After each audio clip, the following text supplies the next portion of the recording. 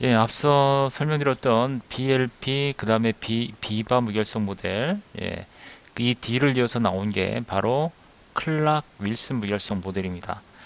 어떻게 이 비바 모델에 비해서 조금 더 정교하게 만들어진 무결성 모델이죠. 같은 무결성 모델인데 클락 윌슨이 조금 더 정교한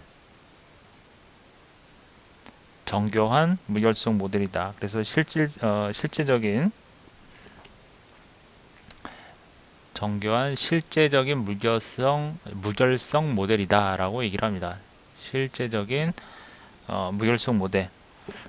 이게 이제 만든 사람이 클락 윌슨입니다. 그래서 클락과 윌슨 이 두 사람이 만들었어요. 두 사람이 제안을 했고 이름이 이제 CWM으로 불리기도 하죠.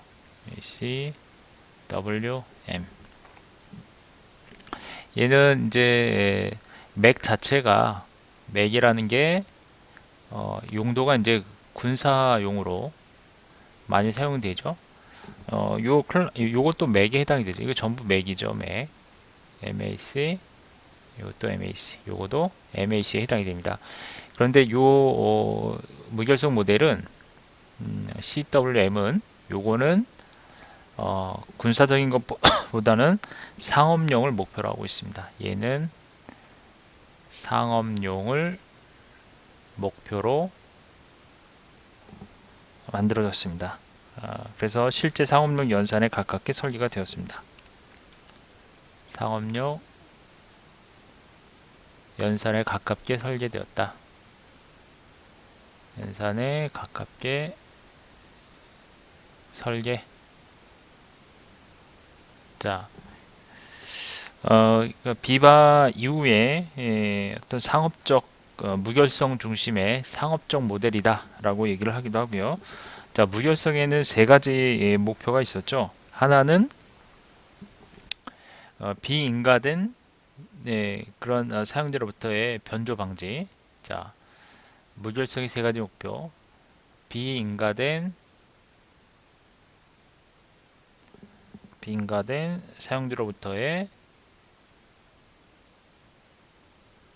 사용자로부터 변조 또는 수정 방지하는 첫 번째 목표가 있었고, 두 번째 목표는 뭐였죠? 허가된 사용자, 인가된 사용자로부터 변조를 예방하는 것, 수정을 방지하는 것. 그죠? 이게 이제 두 번째 목표였죠. 그 다음에 마지막 세 번째 목표는 일치성을 유지한다. 즉, 내부와 외부의 내부 및 외부 일치성을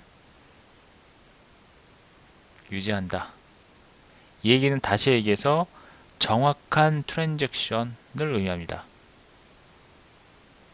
정확한 트랜잭션. 자, 여기에서 비반 무결성 모델 같은 경우에는 요게 이제 무결성 세 가지 목표죠. 무결성 3대 목표. 무결성의 3요소라고 하기도 하고 무결성의 세 가지 목표.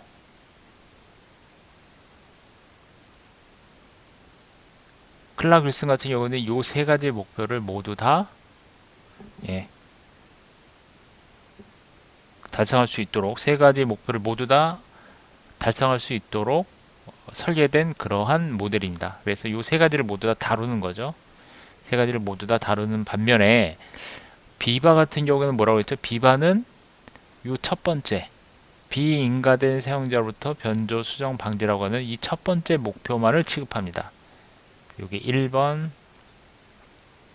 2번, 3번이라고 했을 때 얘는 1번만 취급. 그쵸? 얘는 모두 취급합니다. 그쵸? 여기서 이제 정확한 트랜잭션이라고 하는 거 요거에 대한 설명을 좀 드리면 well formed transaction입니다. well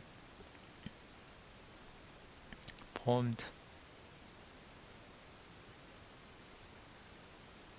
transaction 요게 정확한 트랜잭션이라는 그런 의미예요. 정확한 트랜잭션이라고 하는 거는 데이터를 하나의 일치 상태에서 다른 일치 상태로 변경하는 그러한 전체적인 동작, 그런 일련의 동작을 의미합니다. 중간에 예를 들면 이런 거요. 여러분들이 이제 A가 이렇게 송금을 하려고 그래요. 송금. 그런데 이제 네트워크 통해서 이제 송금을 하겠죠. 그렇죠? 그런데 송금 중간에 문제가 발생을 했어요.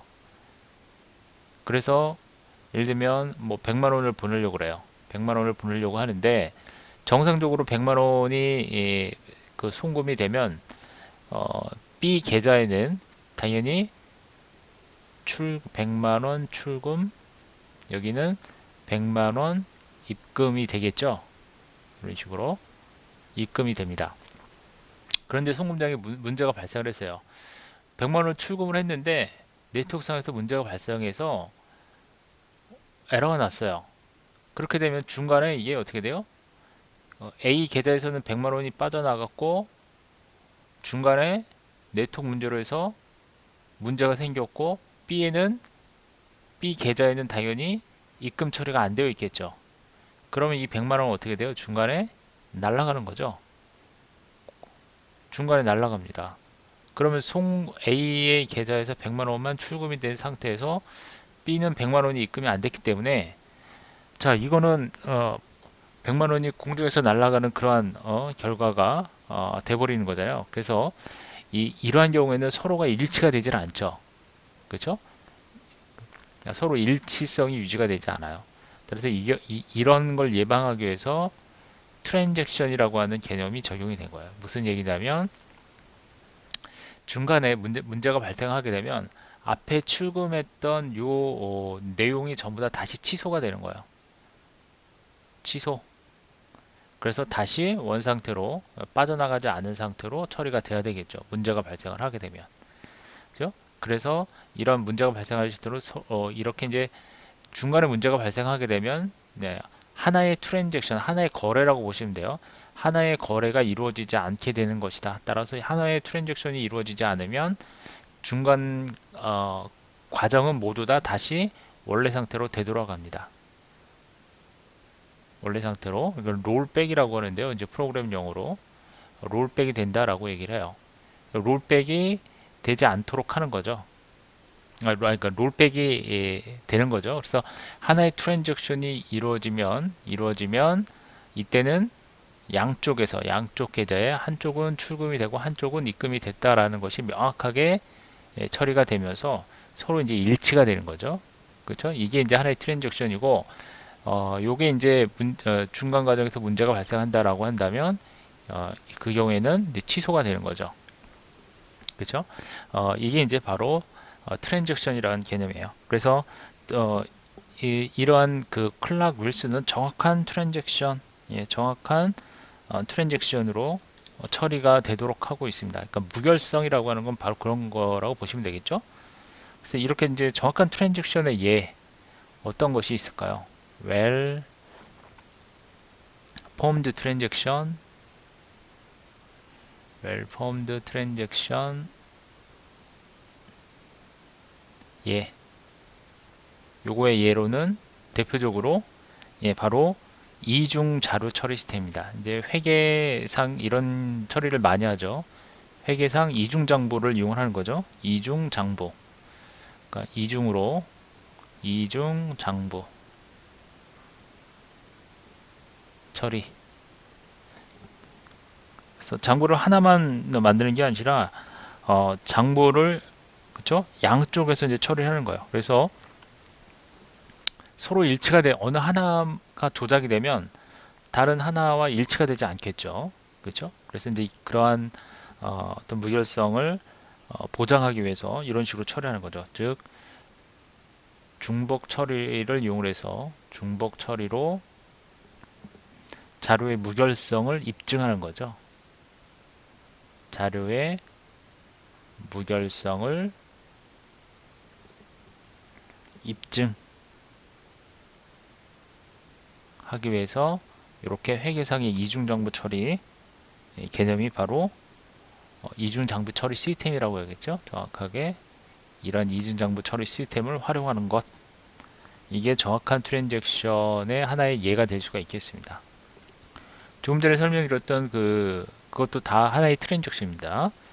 그 송금하고 그 출금 입금되는 어떤 그 송금 과정에서의 그러한 하나의 트랜잭션, 예, 그러한 하나의 트랜잭션이 이루어지기 위해서는 중간 과정에 어떤 문제가 발생했을 때 다시 원상태로 되돌아가는 롤백이 되는 어떤 그러한 과정이 필요한데, 그러한 것 등이 이제 전산상에서 시스템화 되어 있거든요. 이제 프로그램상으로 그런 트랜지션 처리하도록 다 프로그램화가 되어 있고, 회계상에서도 역시 마찬가지로 이렇게 이중장부 처리 시스템을 이용해서 어느 한쪽에 문제가 발생하게 되면 자료의 무결성이 깨지는 거죠. 그래서 중복 처리를 통해서 이렇게 무결성을 입증하기 위한 방법으로 이러한 이중장부 처리 시스템이 바로 하나의 예가 될 수 있겠고요. 자, 좌우지간 클라귤슨 모델은 이렇게 그 무결성의 세 가지 목표인 정확한 트랜잭션, 그 다음에 허가된 사용자에 대한 부적절한 수정, 부적절한 변조를 방지하는 것, 그리고 허가되지 않은 사용자로부터 수정을 예방하는 것. 예. 자, 아까 그 두 번째 목표는 인가된 사용자에서 제가 뭐 하나 빼먹은 것 같아요.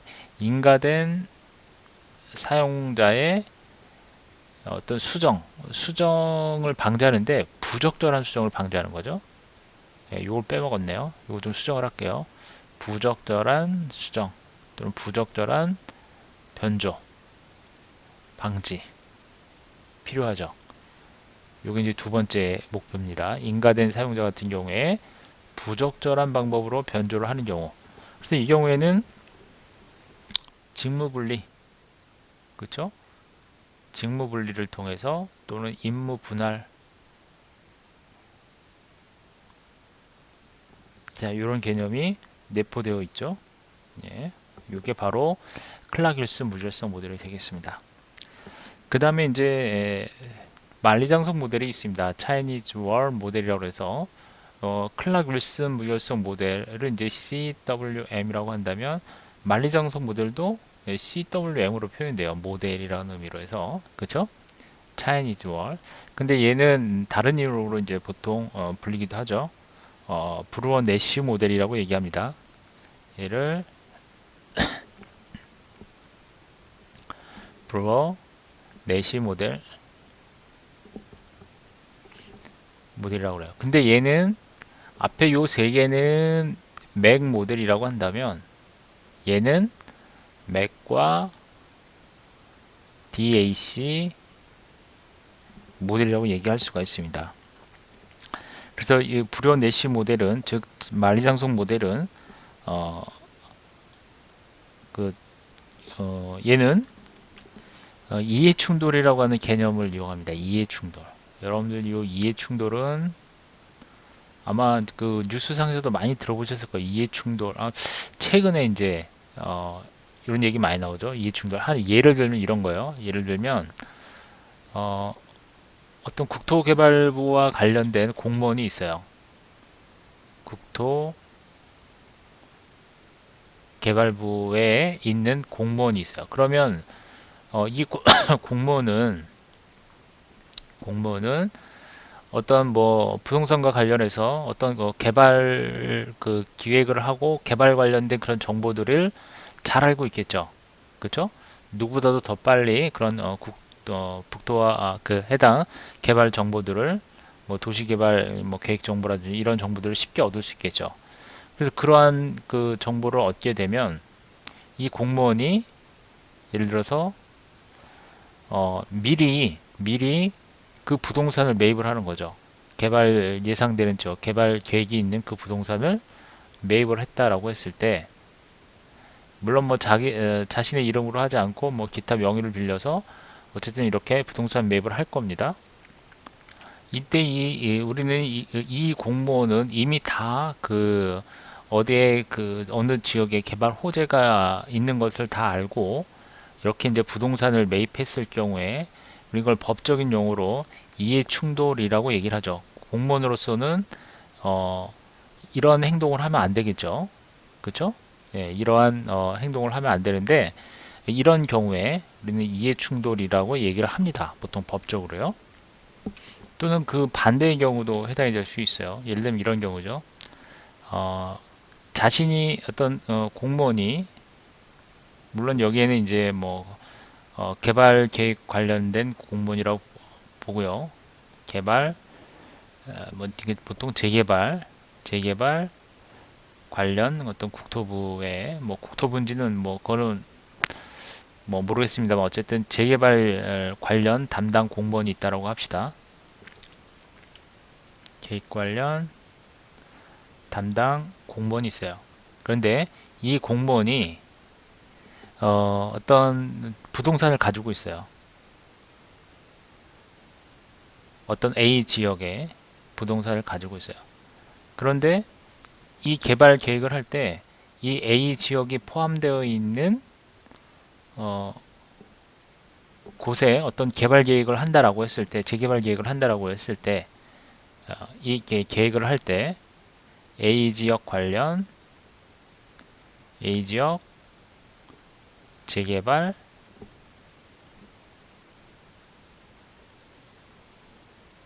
계획에 A 지역을 재개발 계획에 포함을 시킨다면 공무원은 자신이 갖고 있는 부동산에 어, 많은 개발 이익이 얻어지겠죠. 그렇죠? 통해서 자신의 어, 개발 이익을 얻을 수가 있어요. 개발 이익. 이 경우에도 이해충돌이라고 보시면 되겠죠. 이해충돌. 이런 경우도. 그러니까 최근에 요런 많이 있죠. 요즘 이제 국회의원들 어, 요런 문제가 많이 있죠. 자신이 갖고 있는 주변 땅에 자신이 법안을 이런 재개발 관련해서 관여를 하는 거죠. 그럼으로써 이제 최대한의 개발 이익을 얻기 위해서 이런 경우에 이제 이해 충돌이라고 얘기를 합니다. 즉 개인의 이익,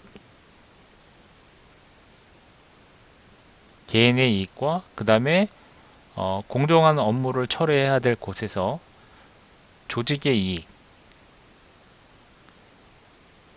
개인의 이익과 조직의 이익이 충돌되는 거죠. 자신이 속해 있는 이 조직은 공정한 업무를 어, 통해서 조직의 어떤 그러한 어떤 그 조직상의 명예를 훼손시키거나 그런 어떤 것이 없어야 되는데 공정한 이렇게 처리를 함으로써 조직이 인정을 받고 조직이 발전을 하는 거죠. 그렇죠? 그런데 이 자신의 어떤 사적인 이익을 위해서 업무를 이런 식으로 불공정하게 이렇게 처리를 하는 경우, 그렇죠? 불공정하게 조직은 공정하게 처리해야 되지만 이렇게 불공정하게 처리하거나 또는 업무상의 그런 정보들을 사적으로 이용하는 것, 그렇죠? 그리고 또 이런 것들을 뭐 방치하는 어떤 그런 공직자인 경우, 이거는 조직에 상당히 문제를 발생시키는 거죠. 조직의 이익을 해하는 어떤 그런 행동이라고 보시면 되겠죠. 그래서 이러한 행동을 이해 충돌이라고 합니다. 그래서 만리장성 모델은 이러한 이해 충돌과 관련이 있는 모델 중에 하나입니다. 자, 그래서 좀 더 자세히 들어가면 이 모델은 정보 흐름 모델을 기반으로 하고 있습니다. 정보 흐름 모델. 자, 정보 흐름 모델 자주 나오죠. 사실 이 정보 흐름이라는 게 정보 보호에 있어서 아주 중요한 내용이기도 합니다. 인포메이션 플로우 정보 흐름 모델. 이거는 주체와 어쨌든 주체와 객체 사이에서 이해 충돌을 야기하는 어떤 그러한 흐름을 방지하겠다는 뜻이에요. 얘는 주체와 객체 사이에 이해 충돌을 야기시키는 흐름을 막겠다. 방지하기 위한 목표의 모델이 바로 만리장성 모델입니다. 이충돌을 야기시키는 방식으로 야기시키는 정보의 흐름을 방지하기 위한 목표로 만들어진 그런 모델입니다. 그래서 얘는 무결성과 기밀성을 규정하는 어떤 그런 방식, 예를 들면 BLP나 비바와 같은 이러한 방법과는 다르게 이해 충돌이 발생할 수 있는 어떤 상업용 응용을 위해서 개발이 되었다라고 하는데, 여기에는 제가 앞서서 맥과 DAC가 포함되어 있다고 그랬죠. 그래서 얘는 자유재량이 주어지고요. 자유재량과 그 다음에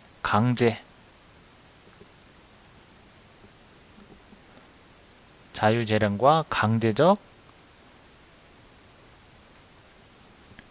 접근 개념을 모두 이용하는 겁니다. 모두 이용. 요게 이제 만리장성 모델입니다. 그래서 이제 주로 이해 충돌이라는 개념이 법적인 용어거든요, 사실은. 그런데 요게 금융과 법 분야에서 이해 충돌이라고 하는 용어가 자주 사용되는데, 바로 요 금융과 법 분야의 어떤 공통적인 개념인데, 여기서 이제 아이디어를 추출한 겁니다. 금융과 법 분야에서 아이디어를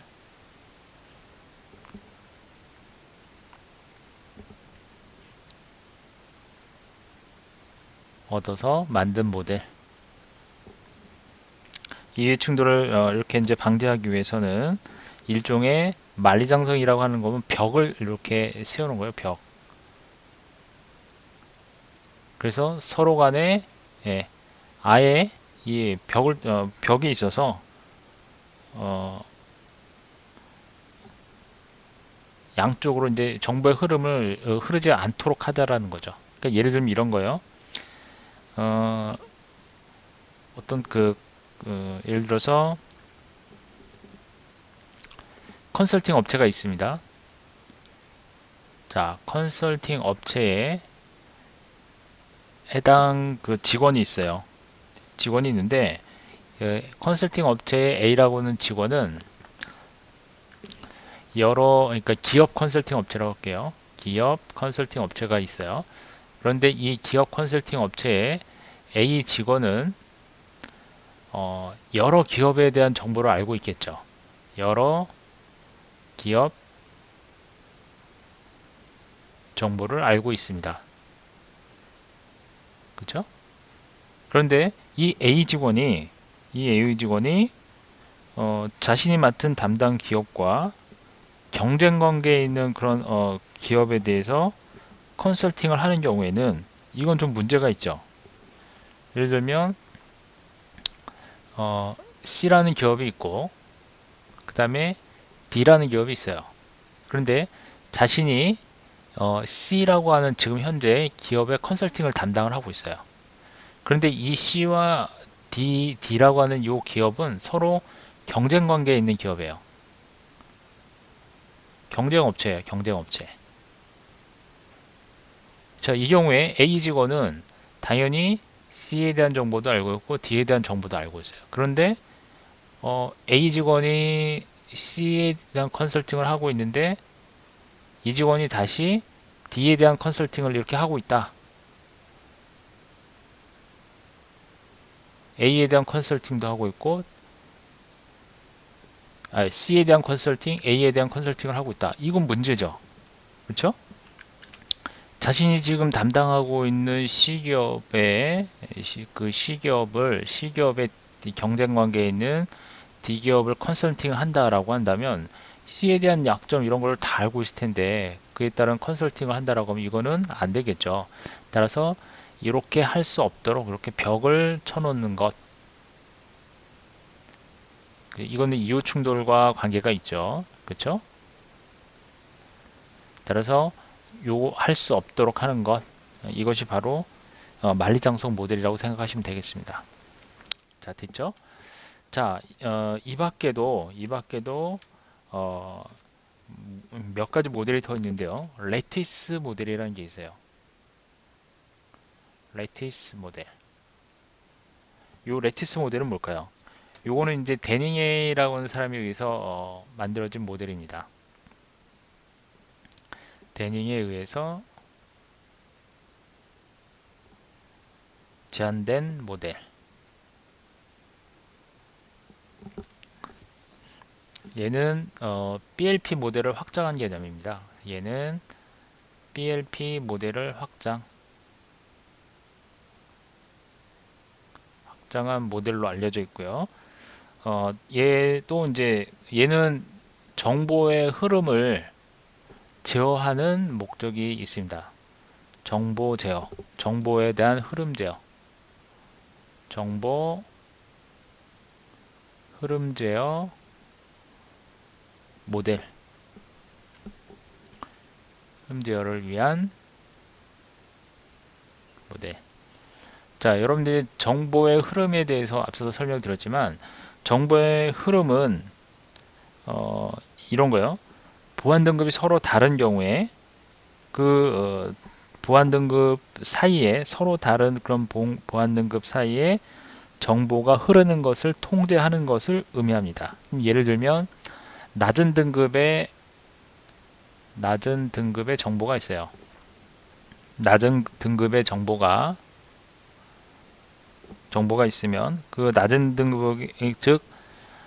등급의 정보가 같거나 높은 보안 등급으로만 정보의 흐름이 발생하도록 하는 것. 낮은 등급의, 즉 여기서 등급이라고 하면 보안 등급입니다. 낮은 보안 등급의 정보가 같거나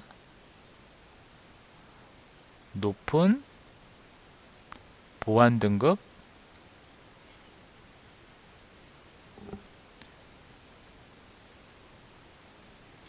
요분도 수정을 해야 되겠네요. 자, 낮은 보안 등급의 정보가 같거나 높은 보안 등급으로만 정보가 흐르도록 하는 것. 로만 정보가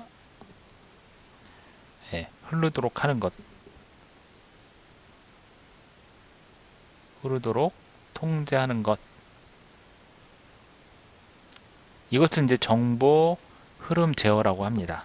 그러니까 정보의 흐름은 다시 얘기해서 서로 다른 보안 등급 사이에 대한 흐름을 의미합니다. 그거를 이제 정보의 흐름이라고 하는데 그러한 서로 다른 보안 등급 사이에서 정보가 흘러가는 데 있어서 높은 등급의 정보가 낮은 등급의 어떤 그런 낮은 등급으로 정보가 흘러가는 것은 안 되겠죠. 그렇죠? 앞서 설명드렸지만 공격자가 있으면 공격자는 등급이 없어요. 무등급이라고 한다면 실제 그 시스템에 있는 보안 등급이 있을 거 아니에요. 시스템에 있는 보안 등급 정보들은 무등급보다는 당연히 높은 등급에 해당이 되겠죠. 그런데 이런 공격자가 이러한 정보들을 자신의 무등급에 있는 무등급으로 뭐 파일을 쓰기를 한다든지 하게 되면 이 경우에는 정보의 흐름이 어떻게 되는 거예요? 높은 등급에서 낮은 등급으로 가는 거죠. 무등급은 낮은 등급에 해당이 되잖아요. 따라서 이런 걸 막아주는 게 바로 정보 흐름 제어라고 보시면 됩니다. 자, 좌우지간 어쨌든 이 레티스 모델이라고 하는 건 레티스라고 하는 건 어떤 수학적인 구조를 의미합니다. 이런 수학적 구조를 이용을 해서 이 정보에 대한 흐름을 방지하는 것, 이루어지지 않도록 방지하는 것, 이것이 바로 레티스 모델이라고 합니다. 그리고 실질적으로 그 정보보호 문제들은 정보보호 문제점들은 대부분 여러분들이 생각하시기에는 어떤 접근 제어에 대한 결함으로 인해서 발생한다라고 생각하실 수 있어요. 접근 통제의 결함. 물론 이렇게 결함에 의해서 발생할 수도 있는데 어, 실제로는 이 인포메이션 플로우라고 하는 이 정보 흐름에 대한 통제가 이루어지지 않아서 발생하는 경우가 더 많다라고 알려져 있습니다. 대부분의 많은 문제점들은 이러한 정보보호 흐름 제어에 대한 통제가 안 됐을 경우에 문제가 더 많다. 따라서 이렇게 이제 그 정보에 대한 흐름을 제어하는 모델은 레티스 모델이라는 게 있다라는 설명을 드리고요.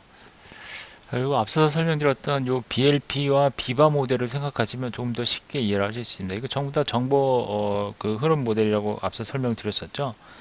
그 벨 라파둘라 모델 같은 경우에는 이 경우에는 자, 높은 보안 수준에서 정보가 높은 보안 수준에서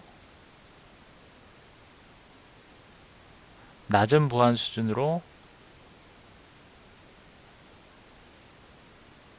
정보가 흐르는 것을 막아주는 역할을 하는 거죠. BLP는 요거를 차단하는 거예요. 이렇게 안 되도록. 그럼 요거는요. 비바 무결성 모델은 얘도 역시 마찬가지로 낮은 무결성 수준에서 높은 무결성 수준으로 이동하는 것을 막는 겁니다. 얘는 낮은 무결성 수준에서 높은 무결성 수준으로 이동하는 걸 막아주는 역할을 하는 거예요. 무결성 모델은. 자, 요거 무결성은 반대죠. 자, 요거 무슨 의미인지 이해되시죠? 낮은 무결성 수준. 예를 들면 A라는 사람이 어떤 높은 어떤 그 신뢰성이 있는 그런 정보를 알고 있었어요. 신뢰성이 높은 정보를 알고 있었어요. 그런데 A라는 친구가 알고 있었는데 B라는 친구가 이거보다 좀 낮은 정보를 신뢰성이 좀 낮은 정보를 이용을 해서 B가 갖고 있던 이 높은 신뢰성 정보를 침해하게 되면 A는 피해를 입게 될 거 아니에요. 그쵸? 그러니까 이런 흐름을 막아줘야 되겠죠. 그쵸? 무슨 의미인지 이해되시죠? 신뢰성이 높은 정보라는 얘기는 무결성 수준이 높다라고 얘기를 할 수가 있는 거고요.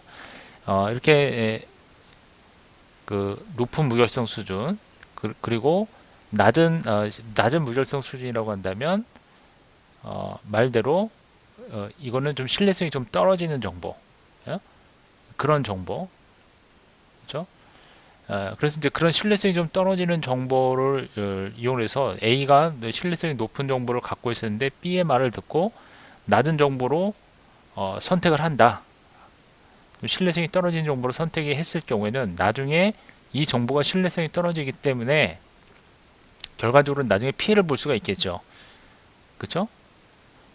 신뢰성이 높은 A 정보를 이용했다면 얻을 수 있는 이익이 있었지만 신뢰성이 떨어지는 정보를 선택함으로써 나중에 그 정보가 잘못된 정보라는 것을 알게 되고 그 정보를 이용해서 어떤 그 작업을 수행했을 때 피해가 일어날 수 있겠죠. 그래서 이러한 흐름을 막는 것, 낮은 무결성 수준에 대한 신뢰성이 떨어지는 정보를 통해서 높은 무결성 수준에 해당되는 정보가 침해받지 않도록 하는 것이 바로 비바 무결성 모델이라고 보시면 되겠습니다. 자, 이해되셨을 거예요. 자, 그래서 이제 정보의 흐름이라고 하는 건 그런 의미입니다. 그래서 정보 흐름은 수준이 다른 보안 수준으로, 그러니까 한 보안 수준이 다른 보안 수준으로 이동하는 것을 포함하는 모든 종류의 정보 흐름이 다 해당이 된다라고 보시면 되겠고, 정보 흐름 모델은 기본적으로 은닉 채널이라는 것이 존재하지 않습니다. 은닉 채널. 여기서 이제 은닉 채널이라고 하는 거는 앞서도 잠깐 설명을 드렸었죠. 어떤 공식적인 채널, 그러니까 기본 채널에 있는 공식 채널에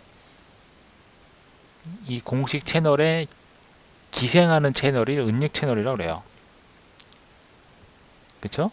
그러니까 은닉 채널을 하게 되면 다시 얘기하면 어떤 보안 모델에 의해서 통제되지 않는 어떤 그러한 정보의 흐름.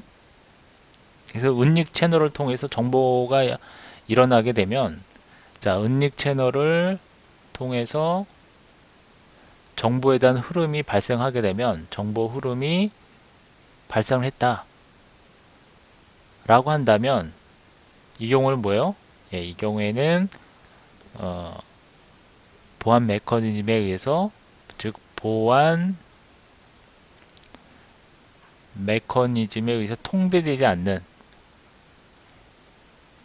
의해 통제되지 않는 흐름이라고 보시면 됩니다. 통제되지 않는 흐름, 그러한 정보의 흐름을 의미합니다. 통제되지 않는 그러한 정보 흐름. 은닉 채널을 통한 정보의 흐름 발생은 보안 메커니즘에 의해서 통제되지 않습니다.